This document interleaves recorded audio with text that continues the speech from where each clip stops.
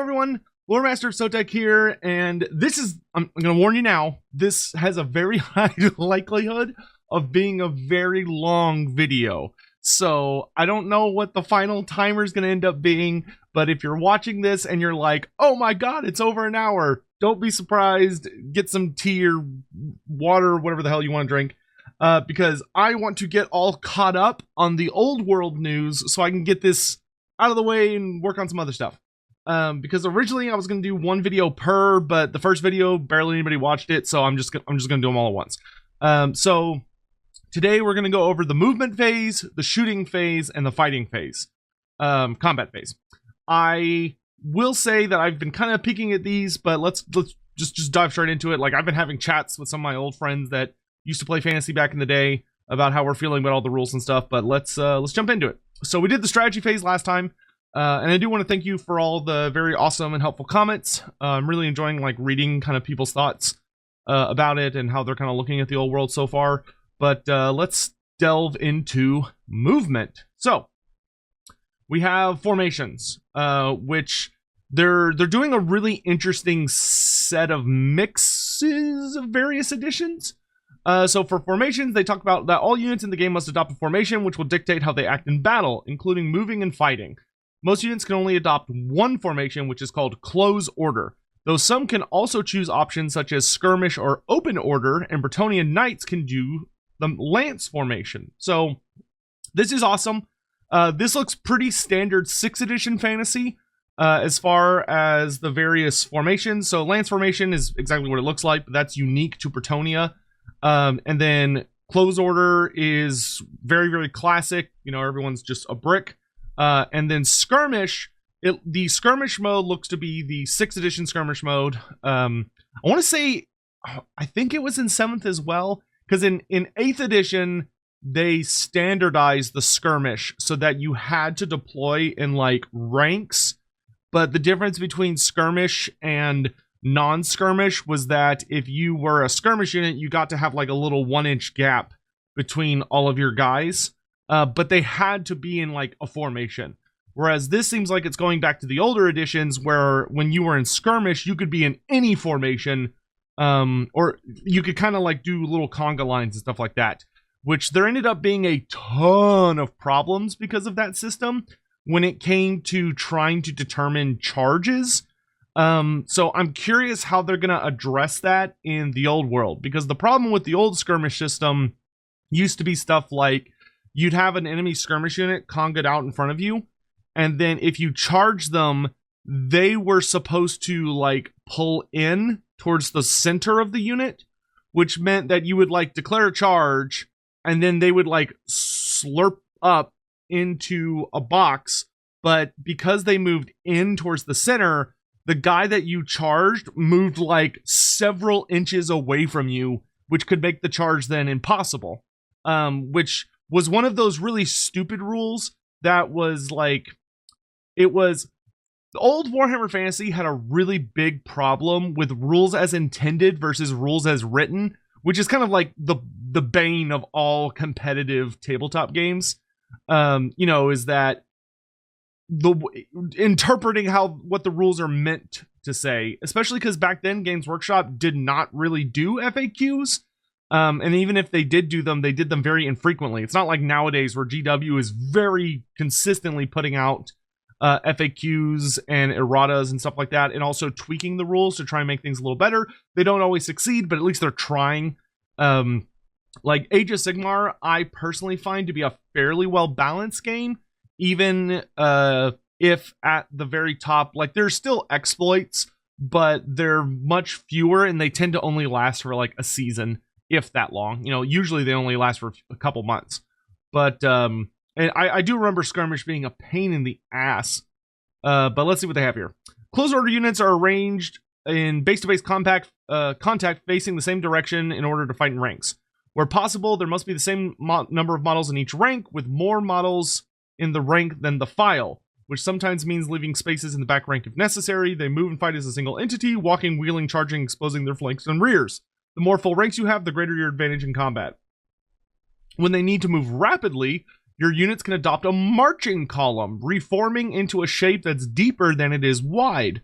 A unit formed in this way may not charge and earns no rank bonus in combat, but it can move at triple speed. That's super interesting. That is very, very interesting. So, okay, so we have the classic combat order one, where your rank is determined by how many ranks you have as instead of your files, which files is vertical, ranks is horizontal. Actually, other way around. But as you see here, and then here, so that okay, the marching column is super interesting. So if you do a reform and make your unit into a different formation, you can march 3 times your normal movement instead of only 2 times your normal movement. I really, really like this, especially because it comes with a genuine penalty of you also don't get your ranks in combat. So there is a huge risk to adopting this formation. One of the things I'm super very, very curious about is to see how objectives and victory points are going to work, because one of the biggest weaknesses, like a genuinely, objectively fucking terrible system of old Warhammer Fantasy, is that it was based on points you killed to determine who won. So, like, you would destroy enemy units or get them down to half health, and that was how you calculated points, was like who did the most damage, and then you got some bonus points, like if you killed the general or if you killed the enemy battle standard bearer, and you get some extra ones for every like enemy banner you captured, stuff like that. But it was a really stupid system because it frankly, because it was based purely on killing, it encouraged the game to be as hyper aggressive as humanly possible, because the goal was to table your opponent, you know, as efficiently as possible. So deal the maximum amount of damage to them while losing the least amount of units yourself. And it led to this really nasty, nasty tournament scene where all of the lists were, the goal was to play the most broken list possible. And there wasn't really a lot of wiggle room when it came to kind of making your own builds that were viable, because you would just be taking the most efficient thing possible and then doing your best to exploit the rules to make it where your opponent just couldn't deal damage. So that's where we got people doing bullshit like the double flee system, where because the rules specified that you could only redirect a charge 1 time, they would like layer their units. So you'd have 3 waves of enemies. You'd have like a single entity critter, like a Sabertooth Sabertusk from the Ogre Kingdoms, and then you'd have another Sabertusk like right here, and then there'd be the big Ogre block right behind them. So you'd say, okay, I'm going to charge this Sabertusk, and it would flee through the Ogre unit. And then you'd say, okay, I'm going to redirect a charge this Sabertusk, and then it would flee through the Ogre unit. And because both of them were on the backside of the Ogre unit, you could not complete the charge against them because there was an enemy in the way who you had not declared a charge against, but illogically you could not declare a charge against that new Ogre unit. So you would guaranteed fail the charge and then just move up a little and the Ogre unit would charge you and kill you. And it was fucking stupid, but that was rules as written. Like in my personal scene, with all of my buddies, like we house ruled it where you could redirect an infinite number of times. You still had to like make your leadership check. So if you failed your leadership check, you would still attempt to charge one of those units. But we hated that rule. Anyway, I don't know where I was going with that tangent, but I will say the marching column I find very exciting. Oh, that's right, objectives. So I'm curious how the marching column is going to be super useful, considering that your goal is to go into marching column, move really fast, and then kind of be really exposed. The number one thing that I think of is maybe using the marching column to move out of a unit's line of sight so that you're like on their flank. So when their turn starts, they can't charge you because they can't see you.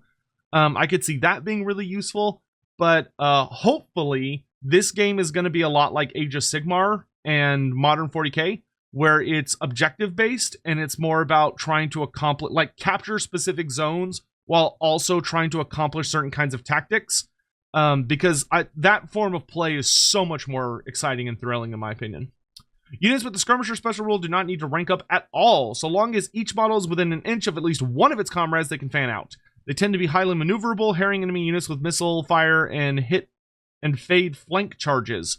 Open order units still fight in ranks, meanwhile, but they're faster, more agile, and handle tough terrain better. Okay, so skirmishers are going back to the old school version where they can be in whatever fucking formation they want, including conga lines.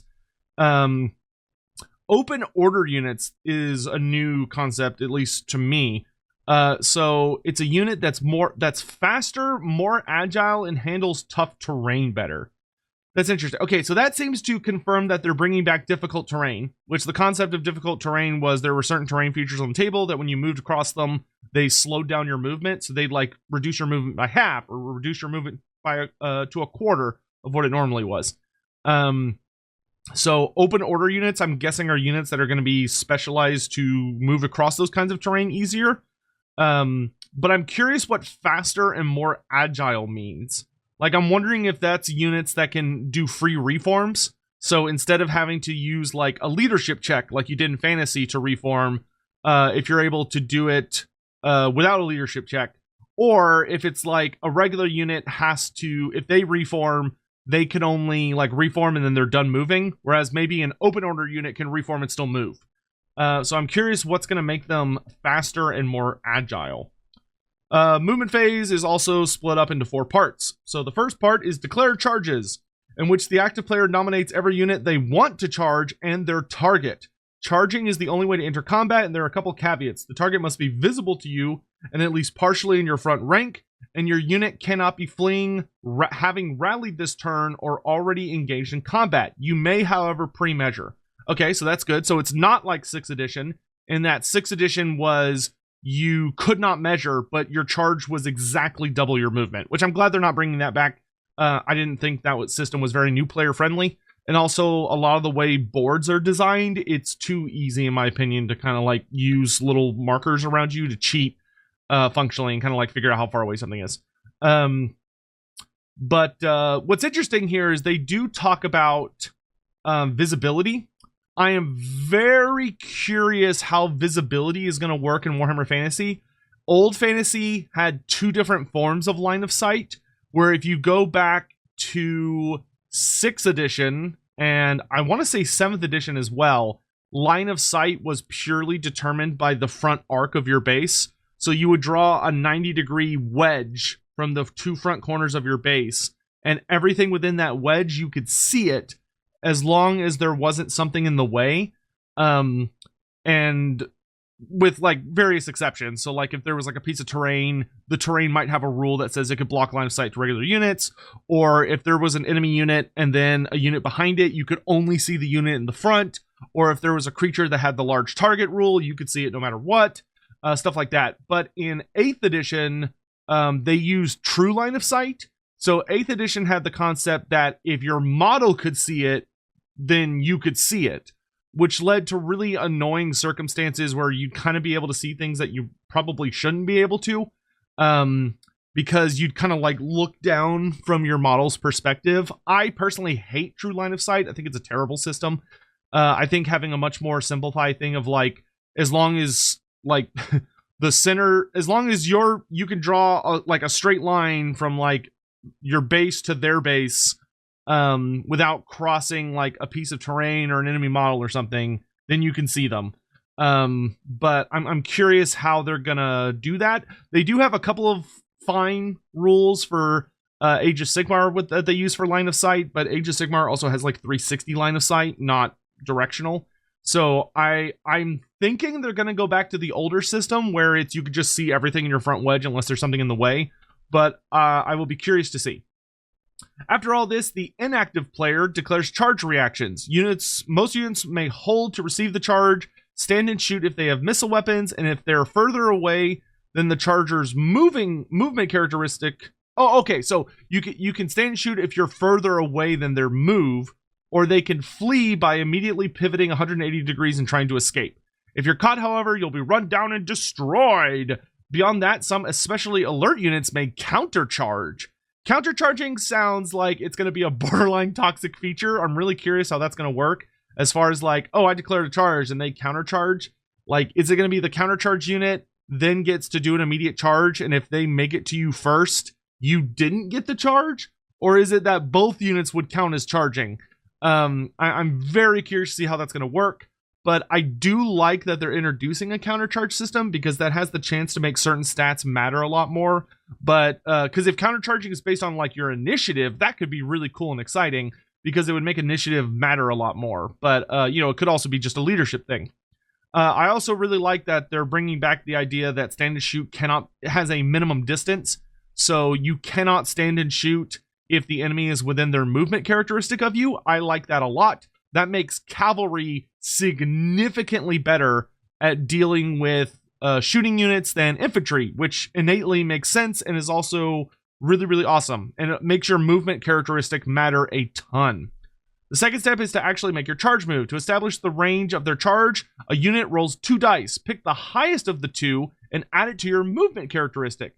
This means a unit of skeleton warriors that has a charge range of between 5 inches and 10 inches because they have a movement of 4. But Bretonnian knights are rather more dangerous. Their swift stride special rule adds an extra d6 to every charge they make. That's super exciting. I love that a lot. I like that much better than 8th edition. 8th edition was your charge was 2d6, and it was just whatever you rolled. And if you had swift stride, you rolled 3d6 and removed the lowest die. So I think this system is far better because it means that your movement characteristic, once again, really, really matters, and is going to have a significant impact on your charge, which it should. A movement 10 unit of Seekers of Slaanesh should not have the same type of charge as a unit of movement 4 Saurus Warriors. They should not be in the same category for charge distance. That was something I really didn't like about 8th edition. And the double charging of 6 was fine, but I also wasn't a huge fan of that because it relied much more on the player trying to be really good at like memorizing what a certain amount of inches looked like, as opposed to kind of having the fun reenactment of if your units like had the input, if they had the moxie to make whatever the charge was, because maybe some of them like are tripping, or the terrain ends up proving a little treacherous, or they kind of like they get a little fatigued. Like I like the dice element in charging. I think it's a necessary component. So I think this is a really good system for that. If you're in range, accounting for wheeling, to check your range, move the charging unit to base contact with its target, bringing the maximum number of models from both sides into combat. If you whiff the roll, however, the charge has failed. The unit must move the full distance rolled, but your warriors haven't got the impetus to complete the charge, and now they're ripe to be hit back next turn. So I'm curious. So the wording here isn't quite as clear as I would have liked, because it says the full distance rolled, which could mean that you move your movement plus what you rolled, or it could mean you only move the distance that you rolled. I'm assuming it's the latter, where it's like, okay, my Saurus Warriors are 8 inches away from this unit of High Elf Spearmen. So I've got a movement of 4. I need to roll at least a 4 to make the charge. I roll my dice and I get a 3. I'm assuming that means the Saurus Warriors only move 3 inches forward instead of 7 inches forward. But that will remain to be seen. I also like that wheeling is back. I'm very curious how it's going to work for the maximizing models, in the sense that, is it going to be that, so in 8th edition, if you made a charge, the way it worked is you would measure from like the nearest point of your charging model to the nearest point of the enemy model, and you would check what that distance was, and then you'd roll the dice, and as long as you could make that distance, you were given infinite inches to finish your charge. That does not seem to be what they're doing here. They seem to be saying that you need to actually make it there using wheels, but they also say you need to maximize the amount of models in combat.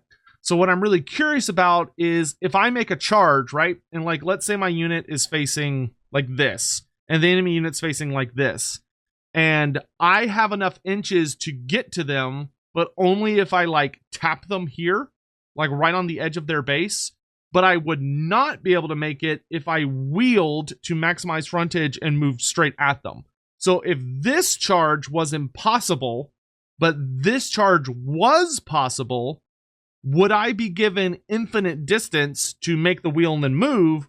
Or would I move as far as I can while also maximizing distance, and then we just have to make do with like the corners touching and fighting. I'm very curious how they're gonna resolve that particular conflict. The third step accounts for compulsory moves. This is mostly to accommodate fleeing units that failed to rally during the last strategy phase, but includes other rare moves such as random movement for Night Goblin fanatics or Stone Trolls who have failed their stupidity test. The fourth step covers the remaining moves, regular maneuvers that don't result in combat. Mechanics of movement. As you'd expect from a game, multi-model units acting in concert, movement in Warhammer the Old World is fairly involved. In general, units may move or march, performing maneuvers on the way. In the first case, they can move up to their movement characteristic and may then shoot later in the turn. In the latter case, they may double their pace. However, they cannot perform any maneuver more complex than a wheel, and their ability to shoot is also gone.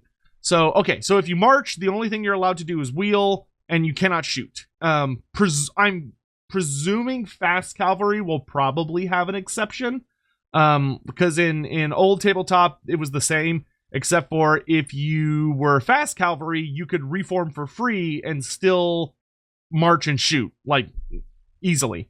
But that could be what the open formation was. They were talking about earlier, the open order. So maybe that's what open order will be. But we'll have to wait and see.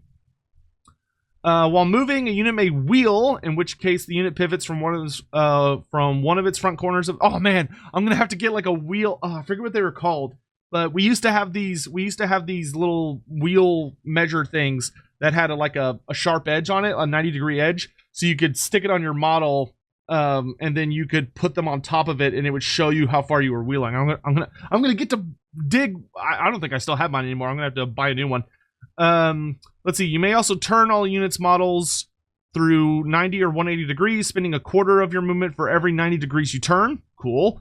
You can move backwards or sideways at half pace, and then you can redress the ranks or reform. All right. Movement seems really awesome. The movement system was probably the one I was the most nervous about, besides psychology, as far as worry about it being like oversimplified. So I'm glad to see it's just as complex as I remember. And if anything, it sounds like there's more complexity. So I'm very excited for that. All right, shooting. We're now deep into our investigation. Let's talk about shooting. As with the other phases, the shooting phase is broken into 4 steps, which you follow in turn for each unit. So every unit goes through 4 steps. Okay, so first you declare targets, then you roll to hit, roll to wound, and remove casualties. Everyone and everything shoots this phase regardless of what they are. So we have the longbow here. Now what's interesting for the longbow is it looks like it has just kind of like, it has very generic language. So this makes me wonder if they're going to go back to the old system where there was a big book. So in fantasy, we had a big red book that had a shit ton of rules. But the reason for that was that a lot of the rules were standardized so that every single army in the game would use the big red book for rules. And then they would only worry about their special rules and like their stats. So like the longbow would be in the big red book because tons of factions have longbows. So I'm very curious if they're going to be doing that again. If there's going to be a central core rulebook that has tons of pages, or if they're going to instead try and make it more like the AOS system where, well, they can't make it like the AOS system though. The rules are just too complicated. So I'm assuming we're going to go back to that, but I guess we'll see. So it says, let's see, the bow has a 30-inch, longbow has a 30-inch range, which is shorter than it was when I played tabletop. I think maybe it was? Yes. No? I want to say longbows were 36 inches, but that might not be right. They might have been 30. I'd have to get my rulebooks, but I don't want to pull them out of like they're basically in storage. So 30-inch range, strength 3, no armor piercing, but it does have armor bane 1 and volley fire. Okay, so volley fire's back. So volley fire was the system where you could only shoot with like the front 2 ranks in a shooting phase, and then if you had volley fire, half of every rank from the 3rd back could also shoot.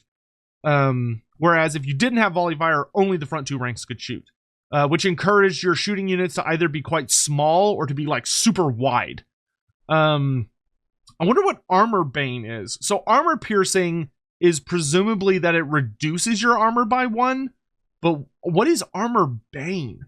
I mean, that could be anything. That could be like it permanently reduces your armor under a certain circumstance, or maybe it could be that like if you roll a 6, it ignores armor since it's like an armor bane value of 1. So the highest number would be a 6. So when you're rolling your shots, maybe if you roll 6, you ignore armor saves with the longbow. Or maybe it could be. I'm really curious because it can't be that it just ignores a point of armor because that would just be armor piercing. So I'm quite curious how armor bane is going to work. I don't think they're going to explain what that is, but I am quite curious. And then for the Screaming Skull catapult, we see it looks like the old catapult rules. Though the strength, yeah, these are the old catapult rules. Though the armor piercing is different. So we see that it's 12 to 60 inches. It's strength 4 under. Oh, okay. So templates are back. Very nice. So the 3-inch template is back. Very cool. I'm very excited for the return of templates. So it's a 3-inch template with a little tiny hole in the center. And if you're touched at all by the template, you get hit by a strength 4 attack. And if you're under the very center, whoever is under the very center gets squished by a strength 8 attack. What's interesting though is that the armor piercing is not that high for strength 8. So the AP for the strength 4 is -1, which is what it used to be. And the AP for the 8 is -3, which is less. Because in the old system, though, I wonder if the AP is in addition to strength. Because in old fantasy, it was that the strength of the weapon would determine the armor piercing. So strength 4 was -1, strength 5 was -2, strength 6 was -3, strength 7 was -4, etc. In this system, I would guess they're gonna make it where you don't deal armor piercing based on your strength. Instead, it is only your armor piercing characteristic. So like if you have a strength 5 attack with no AP, then you don't get any AP. Presumably that will be relatively rare. But because it could be that it stacks. So in this case, it would be, but yeah, that has to be the way they're doing it. Because otherwise the strength 8 would be like -5 plus another -3. So it'd be -8, which feels very unnecessary.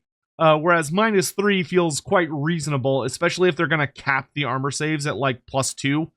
I'm assuming they're not going to let armor saves go down to like -1.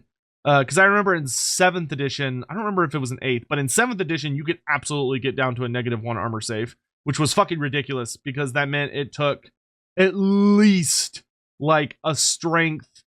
It took like at least a strength 8 attack to actually do much in the way of damage to you. Let's see. So the catapult has bombardment, which I'm presuming means bombardment means it uses the 3-inch blast template. And the stone thrower misfire table, so misfires are back, very cool. Which means they're bringing back scatter die and artillery die, which I'm very much looking forward to. Cumbersome, which I assume means it cannot move at all, and still, no, that's what move or shoot is. Oh, I bet cumbersome is it cannot stand and shoot. That would make sense. So cumbersome is you can't stand and shoot. Move or shoot is obviously you can move or you can shoot, not both. Flaming attacks, magical attacks, multiple wounds, D3 plus 1.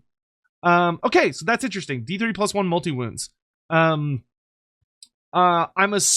curious if the D3. Yes, it's only under the person at the very center. Okay, that's actually less than it used to be.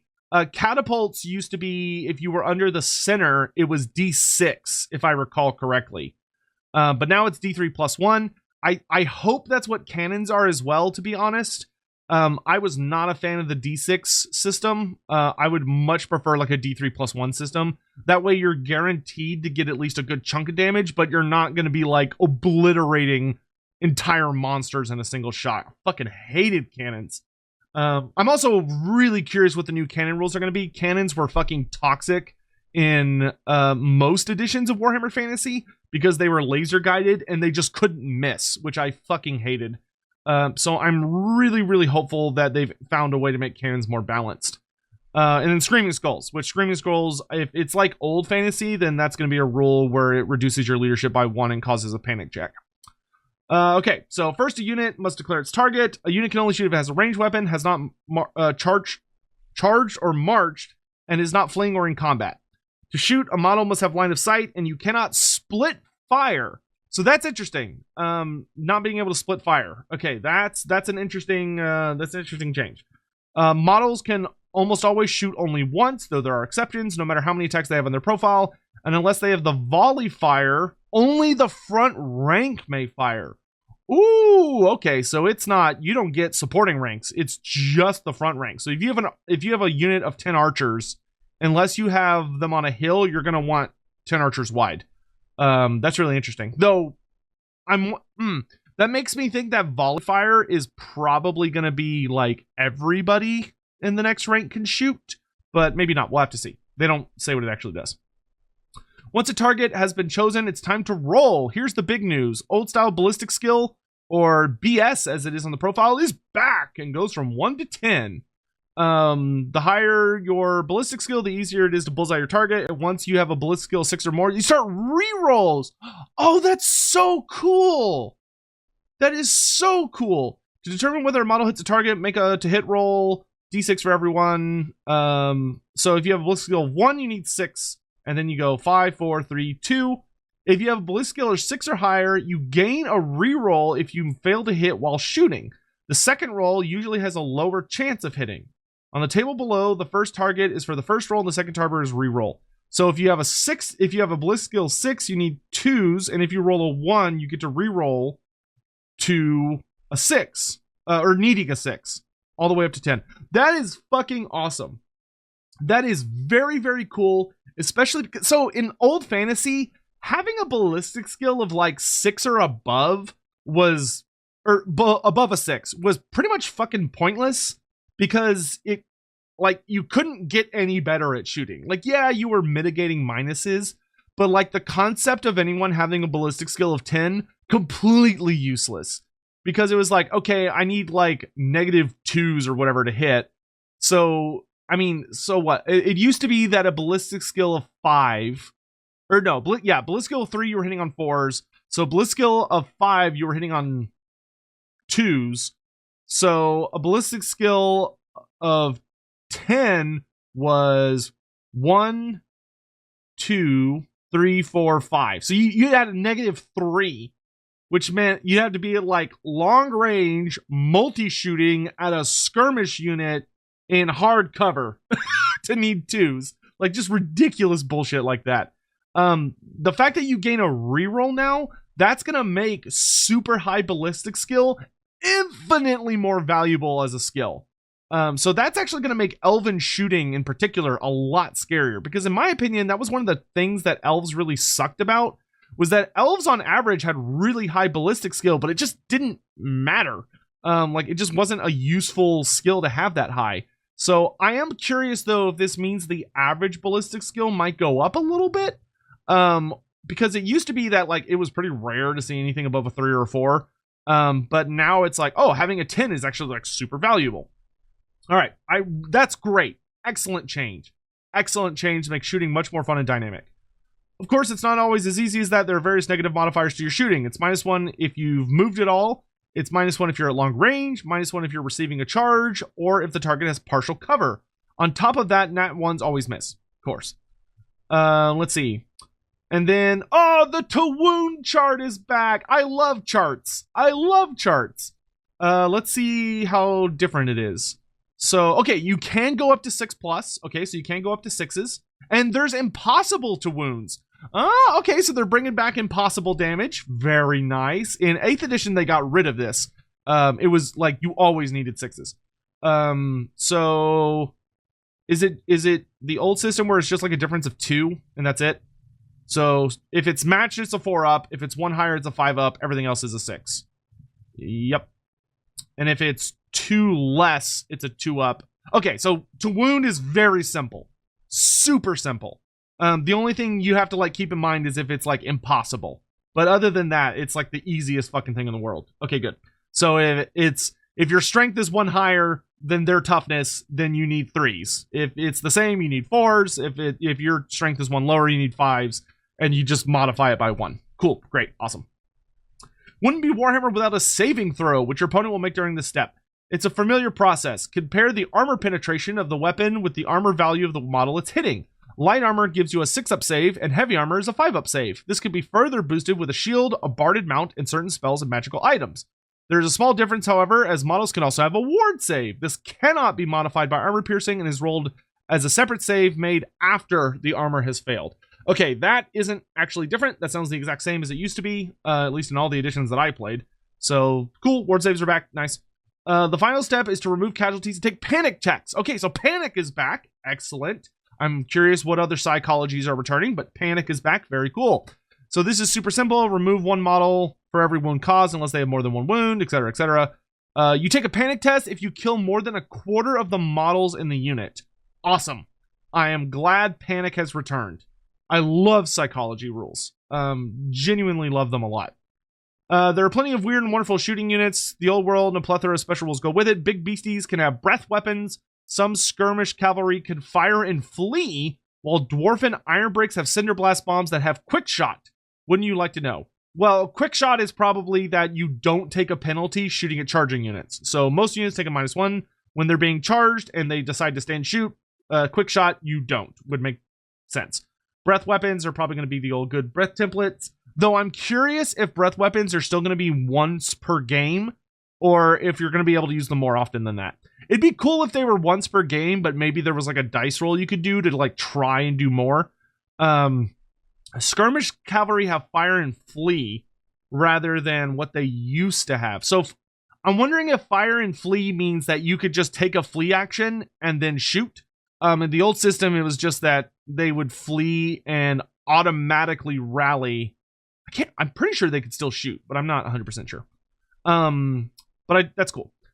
As for the magic phase, there are 2 categories of spells to be fired off in the shooting phase. Magic missiles and magical vortexes. Human mages that have battle magic can blast off a quick fireball, while those blessed by the dark gods can use the lore of demonology to conjure a vortex of chaos. Okay, so the lores that we've had confirmed so far, I think are battle magic, which is just like generic wizard. We've seen demonology, which is chaos. We've seen the lore of dark magic, which I'm curious who the fuck is going to be using dark magic if not the Dark Elves, because the Dark Elves are not in the initial game. And then there's also the lore of Nehekara. So those are the lores of magic we've seen so far, is those 4. So battle magic. Magic missile needs an 8 to cast, 24 inches. The target suffers 2d6 strength 4 hits with an AP of 0, and it does fire damage. Cool.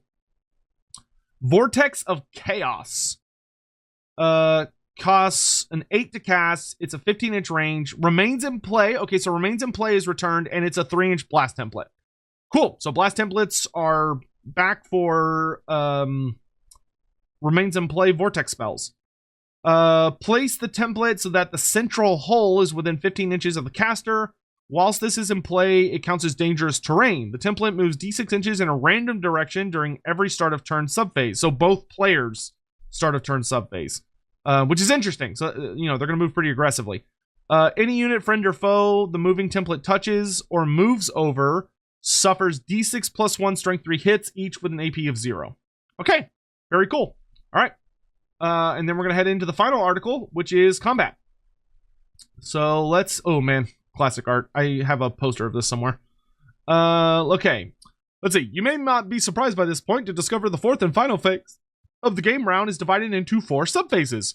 Choose and fight, calculate result, break test, and pursuit.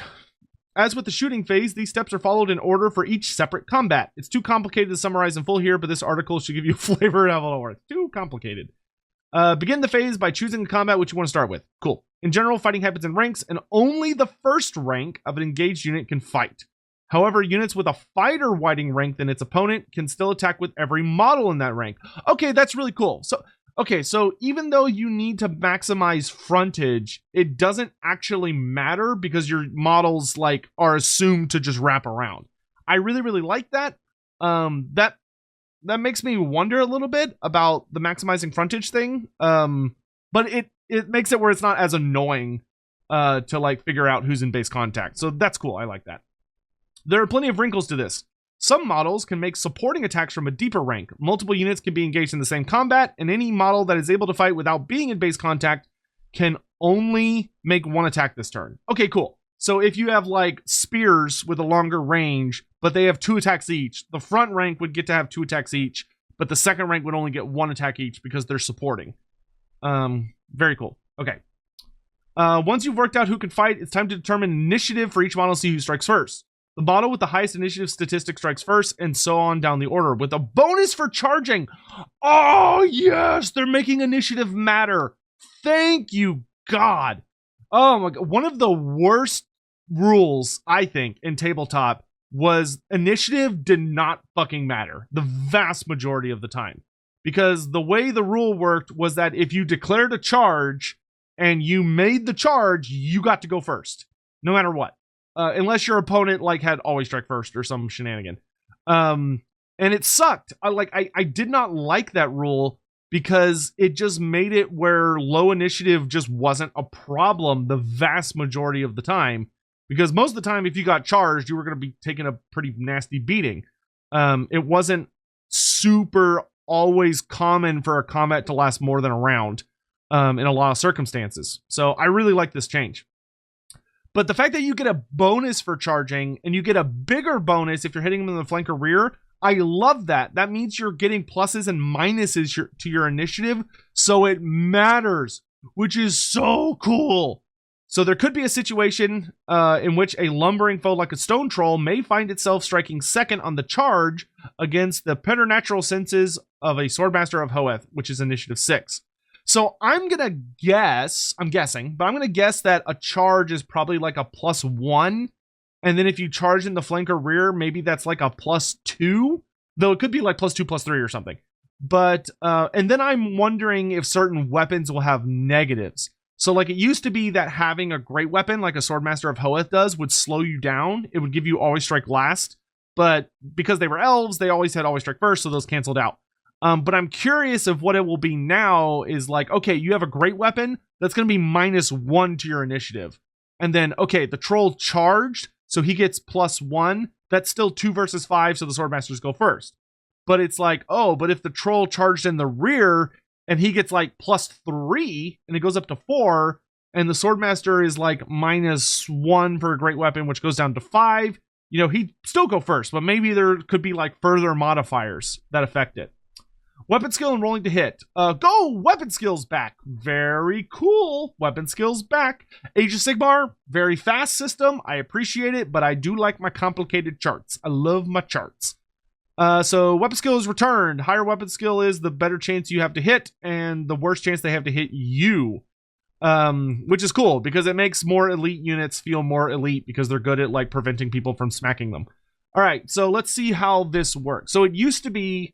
that you would need 4s to hit, 5s if their weapon skill was better than yours, and 6s if it was more than double yours.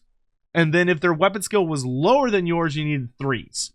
And I don't believe you could get down to 2s. This system you can get down to 2s, which I'm pretty sure that was not a thing in 8th edition. It might have been in prior editions, but in 8th, I don't think you could get down to a 2 without having like a +1 to hit modifier.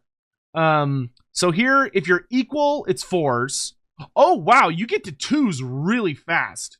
So if for every point your weapon skill is better than theirs, you get an easier chance to hit. So if you're matched, you need 4s. If your weapon skill is 1 higher, you need 3s. And if it's 2 or more higher, you need 2s. That is very, very aggressive. And then defensively, it's the way it used to be. So if your weapon skill is matched... Oh, yeah. So if your weapon skill is matched or needs double, you need 4s. If it's more than double your weapon skill, you need 5s. So once your weapon skill... Oh, no, that's not how it works. Wait, weapon skill 2, once you reach 5, needs 5s to hit. Weapon skill 3, once it reaches 7s... Oh, no, that is right. Okay. So if your weapon skill 5, the worst you will ever need to hit is a 4+, unless your opponent has... unless there's like some kind of weird modifier. I really like this. I like this a lot. This is a really nice system. So it is genuinely difficult to need 5s to hit, but it's fairly easy to need 2s to hit. So like the better you are, the more consistent you're going to be at hitting, but it takes a fair bit to get you to the point where you're going to be missing a lot, which is good because it doesn't feel good to be rolling dice and like the vast majority of your dice are just completely fucking useless. Let's see. You roll as many dice as your engaged models have attacks, and with the higher initiative model striking first, a charging unit has the opportunity to overwhelm its enemies before they have the wit to strike back. Next, you roll a wound to make armor saves as normal. Casualties are removed from the back ranks, representing rear ranks stepping forward as their comrades bite the dirt. Set every death in each unit aside. You need to tot them up for the next step, which is calculating combat result. Combat. I'm curious how they're going to address the issue of like if you get a rear charge and your opponent is dying, so he's taking off models from the rear rank. Like, what do you do? Like, are you supposed to like fill in the space, or are you supposed to just sit there and then when combat resolution is over, like he just moves regardless? But we'll see. Combats in Warhammer in the Old World are usually decisive. One side or the other makes a breakthrough, and the loser is pushed back to breaks. Unlike in other Warhammer games, you don't flee based on your leadership alone. You have to calculate combat result. Combat result. So it's 1 point for every wound you deal, 1 point for every rank bonus you have, 1 point if you have a standard, 1 point if you have the battle standard, 1 point if it's a flank charge or you're just in the flank, 2 points if it's rear, +1 if you're on the high ground. Cool, high ground's back. So hills are going to be important. +1 point for overkill. Okay, so challenges are back. So overkill is a system that you could declare a challenge against like an enemy champion or character, and they would accept the challenge, and those two characters would fight. And if you killed the challenger, but you dealt like a bunch of extra wounds, then you would get the extra wounds as additional combat resolution up to a maximum. And then other bonuses. Add it all up and see who's won. If it's a draw, combat continues next turn, but if there's a clear loser, they must take a break test. This is a leadership test modified by how much you lost the combat with several outcomes. Oh, interesting. If the natural roll on the dice is higher than the leadership stat of the testing unit's leader, either that of its unit champion or hero model, the unit breaks and flees. Okay, cool. If the modified roll is higher than the leadership stat, but the natural roll is lower, the unit falls back in good order. Ah, that's cool. If the modified roll is lower than the leadership stat, or you roll a double 1, the unit only gives ground. That is super cool. Okay, so what are these? Okay, because it used to just be that if you rolled over the modified leadership, you broke. Period. So I'm really interested in what fallback in good order is going to be. Do they explain what these are? Okay. When you win combat, you have a range of choices depending on how the enemy reacts. You can restrain by passing leadership check to not, which will means you do not pursue, and you get a free reform. Awesome, cool. Follow up. If a unit gave ground, you may immediately re-enter combat by moving a few inches forward. Very cool. Pursue. If a unit flees or falls back in good order. If you catch a fleeing unit, it's cut down and destroyed immediately. If you catch a unit falling back in good order, combat begins again, and the pursuer counts as having charged. Oh, that's so fucking cool. Okay, so when it's... Ooh, I'm curious when it... Okay, so when it says combat begins again, do they mean immediately? So, like, if my unit of Saurus Warriors beats a unit of High Elf Spearmen, and he rolls his leadership check, and he falls back in good order, so he moves back, I then choose to pursue, and I roll my pursue roll, and I catch him. Do we immediately fight again, and then do combat resolution again until you know, we get the result? Or is it, okay, y'all are going to be in combat on the next turn?